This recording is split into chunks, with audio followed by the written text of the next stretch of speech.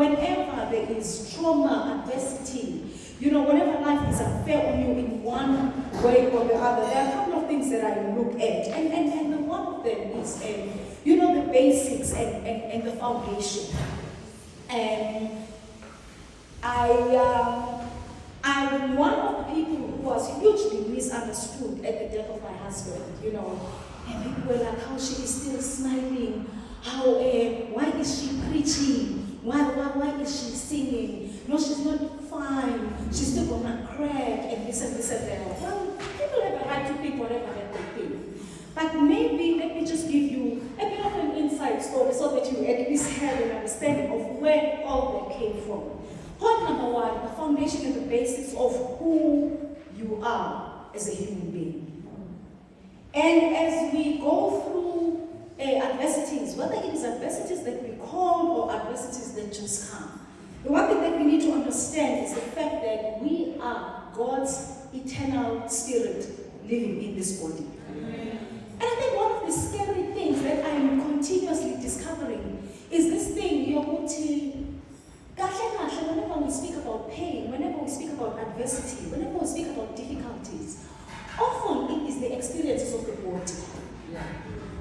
Right? When you are damned, it is the body that they damn. When you are ill, it is the body that is ill. When you are broke, it is the body that is not provided for by the money that is not there. So pain in general, adversity in general, is predominantly an experience of the body. And then we find ourselves, based on that pain, based on that adversity, going through life and experiencing it in a negative way, forgetting that no, it is the body that is experiencing it, but you are not the body. Instead, you are the vessel that is there so that the spirit can express itself. That is what the body is about. And can you imagine, therefore, how many of your personal adversities you probably would then be liberated from if you were to realize that no, they are here for the body, they are not here for the spirit, that I truly am. Yes, the body is important, but in the long run, everything that is not body in your life is there for the sake of everything that is body, everything that is flesh is there for the sake of that which is not flesh. So until everything that you can see, feel, touch has not yet reached the point of not seeing, the point of not touching, it is not yet well assigned. If your wardrobe is there to make your body happy and it does not go beyond serving that which is not the body, it has not yet done its duty. If your money is there and it takes care of the physical and the visible and the tangible, and it has not yet gone to the point of serving the part of you, the part of your existence that is not physical, that is not tangible, it has not yet done its duty. If your spouse in your life is there and all they exist for and all that you value them for is you, who is the flesh, who is visible and tangible, and they have not yet reached to the part of you that is invisible, that is intangible, they have not yet done their duty. In the long run, you are the eternal spirit of God and you are only residing in this body. So therefore, the sense that we make out of life cannot afford to end at the physicality of life. And we are here because we are trying to make sense out of our lives. We are here because we are looking into a future that is going to be more sensible. But if that sense that you make only ends at the physical and it only ends at the body that you are, then you are not yet done. Because in the long run, in as much as God is depending on your body and your physicality for expression, you are not entirely about that. And what does that mean then? It means therefore our identity and our purpose and our reason for being cannot afford to end at the body. At a personal level, I am a very simple kind of girl, I prefer to do things, in a simple kind of way. And at a personal level, when I got married, I remember very well, it was the 10th of July 1999. I walked down the aisle, and I was marrying a musician, right? So if you marry a musician, things happen differently, right? Yeah, so when I was walking down there, he was saying, "You are so beautiful to me." And I was going down there. But as I was walking down that aisle, I knew for sure this is not a must. Yes. When I said I do, and I said I do for a lifetime. I was very clear about the fact that my essence is not going to come from this. My being is not dependent on this. If for whatever reason, Uzimu on that moment would have said he is changing his mind, I would have cried and I would never have loved myself of me. I was very clear about that. And as a result, when the adversity came in our lives, it was based on the relationship that I had with myself that I was able to navigate the adversity. When things were still lovely and things were hunky-dory, we go to the Crown Awards, cameras, what. It was based on the relationship that I had with myself that I was able to make a success of our marriage. For that matter, even in the space of ministry, the reason why I am still standing, it is not because I'm just upholding his name, but because at some point in my life I had an encounter when I realized that I need to find my own personal ministry in this space. Because there's one thing to be in ministry and there is another to be a pastor's wife. I have to graduate from being a pastor's wife and get to the point where I said, Lord, I will serve you to the point that even if this man one day says he is changing his mind, I will be able to say I'm going to continue. Because it was not about a marriage partnership, it's about God.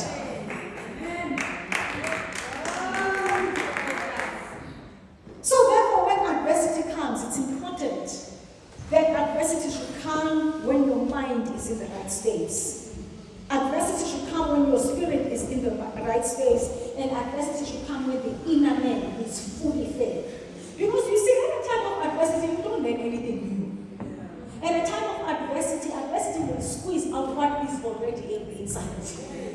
So under normal circumstances, you feed yourself so that by the time adversity comes, it squeezes out of you what is already inside there. Wine is not a miraculous thing.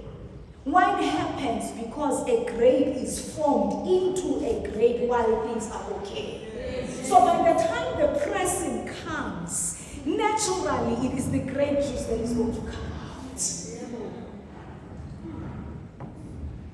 So I am standing here and I am in a point of my life where I am pursuing becoming. And it is a bit of a tricky thing because I think the last time I interrogated issues of becoming, I must have been late high school, university days. What is it that I want? And somehow life has taken me on a full circle and I'm finding myself at a point where I am embracing the fact that I am becoming once again. And that is what happens after any kind of loss, any kind of pain, any kind of mess in your life. Get yourself to a point where you are saying, who then am I becoming? Yes. There is a point. There always is a point. No matter how unfair things has been, there always is a point, and it therefore becomes important for you to honor your experience and say, who then am I becoming? Typical scenario that we see, especially in the South African setting, jobs available and people are looking for experience. And most of the time when, the scripting is going to say we're looking for experience, we tend to think that they are looking for the wonderful things that we have been through, and you look around and you kind of like think, I don't have that, so therefore I cannot apply. But when they are looking for experience, they are looking at the things that you have managed to overcome. They're not always saying that they are looking at the fact that you have used Excel or what for how long. No. They are looking for the things that you have managed to overcome. And one of the things that we struggle with, especially as women, we fail to honor our experience. Your experience did not come to you for nothing.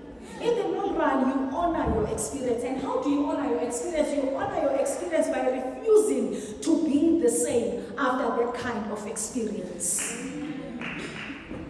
You honor your experience by ensuring that you become a better person after that kind of experience.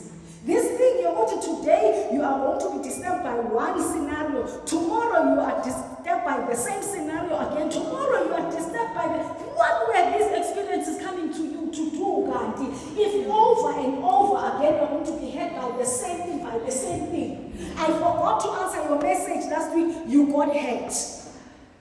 This week I forget to answer your message, you still get hurt by the same thing. Gandhi, what was the previous experience for? And this is why the word of the Lord says, and this is why the word of the Lord says, that the earth is not going to go back to God void. And therefore, any kind of experience, it helps to elevate you to a higher level. It helps for you to be able to set the terms and conditions for yourself. Yeah? They stand you up, you may understand for the first time. Second time, no, you can't afford. You tell them, no, this is not how I'm treated. Life has treated me like this before. I've been down this road before. How are you honoring your own experiences? Yes, you see the problem. And waiting for us not to be able to honor our experiences is because whenever there is a negative experience, our priority is to run. The only thing that we want is to run away. And wise people say you must embrace your pain as if you're the one who has invited it.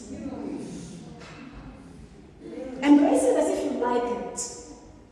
And then you will see things different. Let us be the kind of people who honor our experiences. That experience cannot afford to come to you for nothing.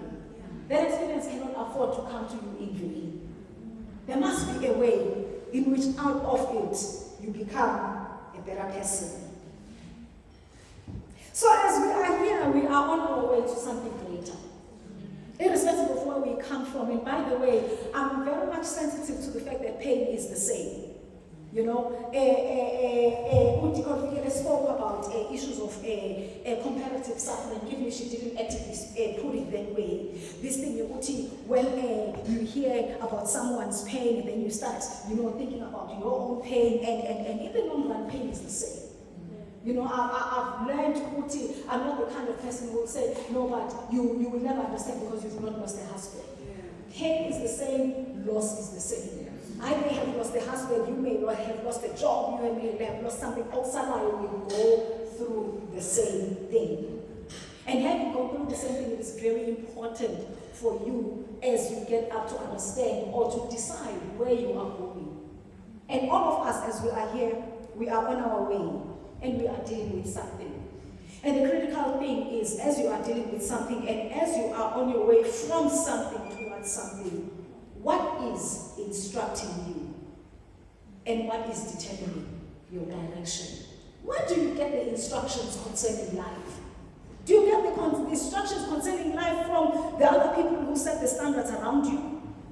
Do you get the instructions concerning life from the media? From the trends, from social media? Do you even get instructions concerning life from the culture and the societies that we establish for ourselves, even around our churches? Because one of the things that I have realized as I am a leader of the church is the fact that in a church setting, sometimes we come to God not because we want to be made, but because we are reinforcing our unbelief. That kind of attitude where you come to God and you're saying, no, but you see me, this is so unfair, this is no, but God keeps instructing you and you keep wanting to tell him the same thing. Go to God with your agenda. You want to come out of the church with your agenda. This is why we frustrate one another so much. Because we're not interested in what God is interested in. We are interested in what we are interested in, and we are using God as a means to an end. We are all on our way to somewhere. Who is instructing you? What is instructing you? And where is your direction going towards? I've already said that we do have experiences, and it's important for you to honor your experience. And yes, we are all that. We are all that because the Bible says, Psalm chapter 17, verse 8, this word has already been quoted, we are the apple of God's eyes. You are that precious to God. You are that important to God. I don't even want to mention men here because sometimes they will lie to you. And I'm not saying that because I don't have a man anymore.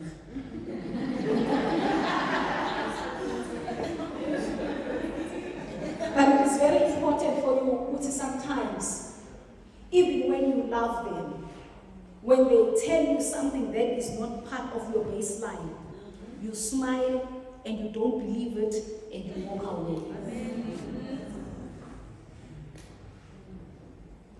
You smile and you don't believe it and you walk away. It does not always mean a breakup, it does not always mean divorce. But it is important that in the midst of everything you know who you are. Very, very critical. You know, I was the kind of lady who made coffee every morning. I wake up and make coffee, have yourself some coffee, have yourself some coffee. But in the midst of making that coffee, I knew that, you know what, when it comes to my destiny, there are some things that this dude will never get. And it doesn't mean that I need to go there and fight and be obnoxious and what. I will make the coffee and I will go and have a conversation with God concerning my destiny, knowing that whatever He has said, if it is not going along with that, I'm not going to believe Him. I don't have to tell Him, I don't have to fight and say, I will call, but in my mind, I know that. That's it. I'm going to general. And men will love you and they will deceive you. Men will love you and they will not get you sometimes. And they still love you. And they still don't get you sometimes. So you can't afford to believe everything that they say about you, especially negative things. I don't know what is it with them that causes them to think, you know, once something is for you, the first thing that they will say is that I should sebenza. I happened to work in the Department of Psychiatry, and you know, one of the things that we used to argue about when it came to my husband was, you know, who is doing too much work and blah, blah, blah, blah, blah. And he was like, no, I need to go wherever, I need to do this and that, and blah, blah, blah, blah. And in my mind, I'm like, Lord, why did you bring me to this man when he's going to argue with everything that I say? And then one day I told him that, now, Mary, I work in psychiatry, now I'm going to sedate you, Baba. You are going to work after 2 weeks. If you're not going to take my advice to rest when it's rest time, I'm not going to sedate you, wait after 2 weeks. When a man is lovable but not believable, what do you do? In any case, we are here and we are going on a journey forward from whatever, and as we are going on a journey forward, be aware of the fact that you are the apple of God's eye.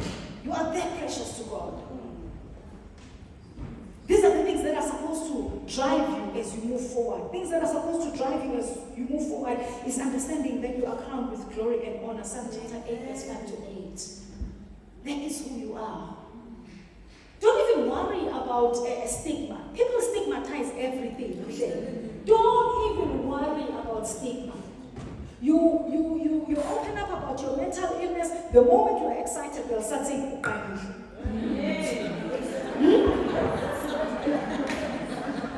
You get married. The moment you decide to put it, you're going to scratch your head with a lamp, your head with a lamp. Your husband dies. The moment you cry, there is nothing that people will not stigmatize. So forget about them and just move on with your life.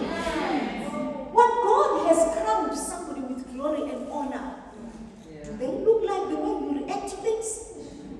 When something has been crowned with glory and honor, does that thing complain like the way that you complain?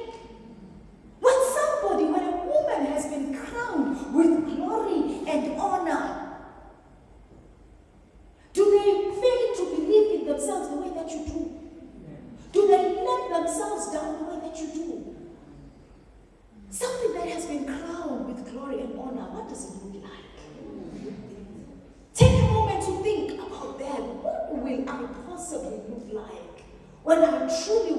the glory and the honor that I have been crowned with. And remember, we're not talking Misuzulu vibes, we're talking divine things here.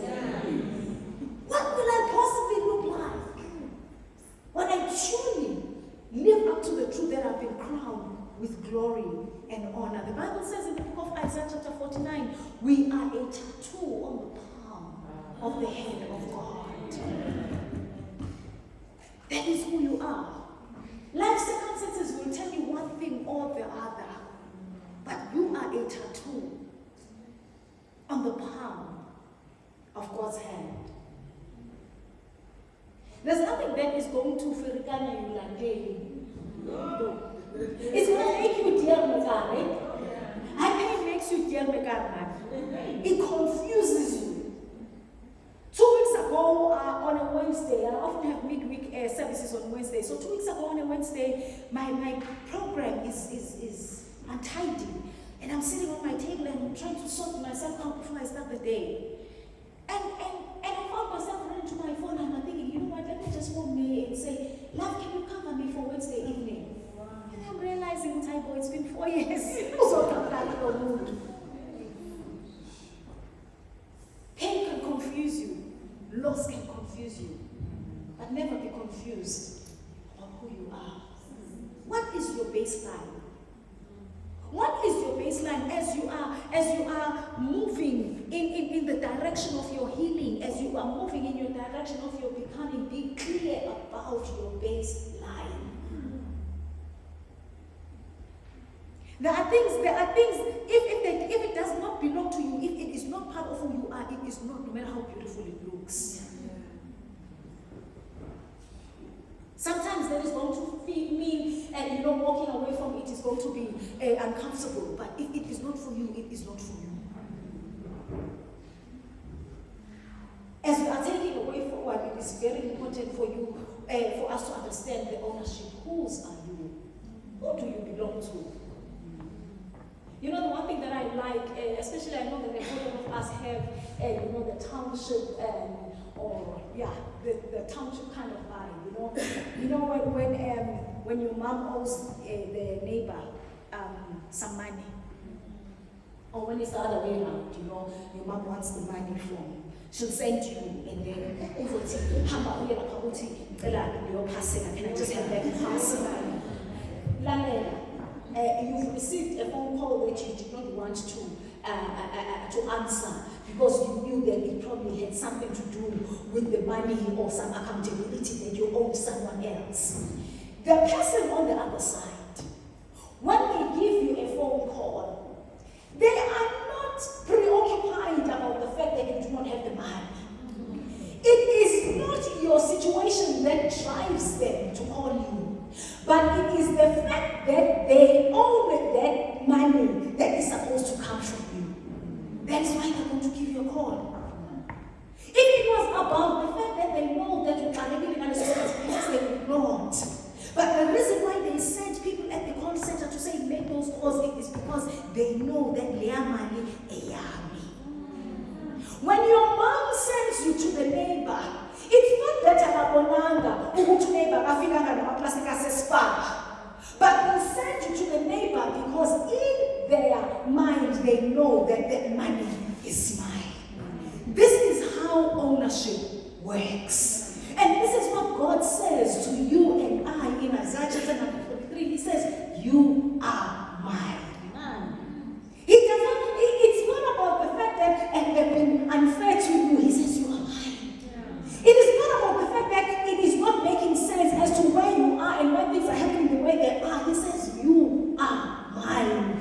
It is not about the fact that you have not been able to explain to your neighbors and to your friends as to what exactly he says. He says, "You are mine." Because you see, as women, one of the things that is a problem to us as well is the fact that we like explaining. And then this is actually what I was. No, actually, this is what I was trying.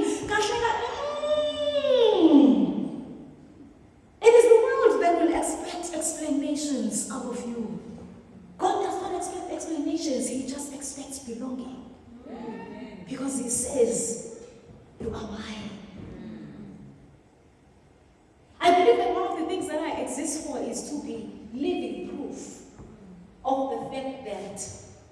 adversity can come. And when adversity has come, you can be able to go back to God and say, Lord, who am I?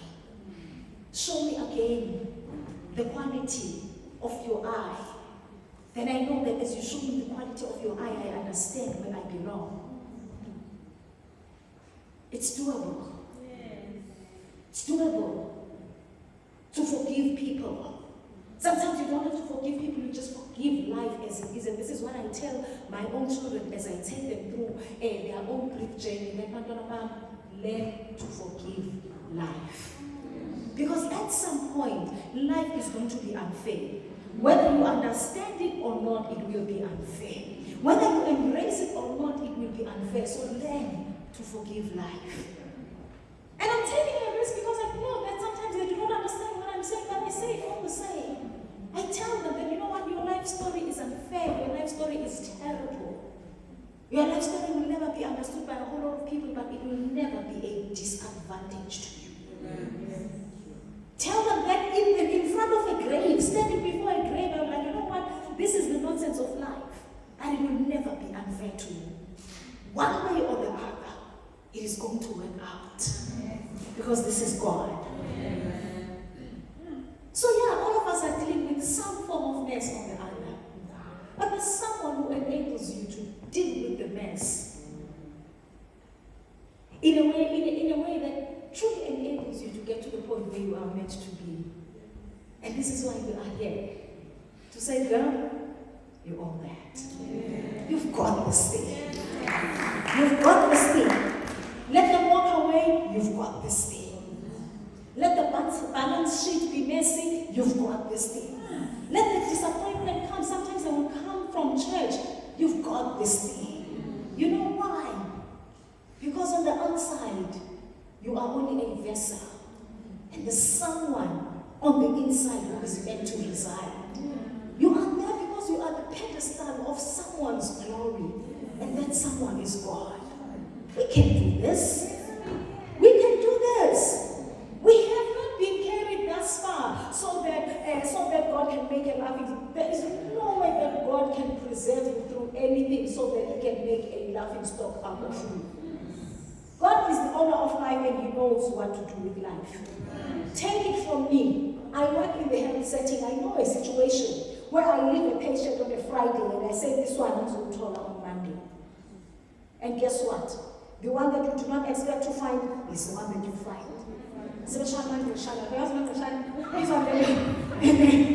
And they've got their knees like that.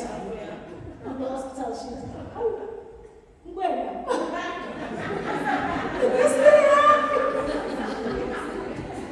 And what have you did not expect at all?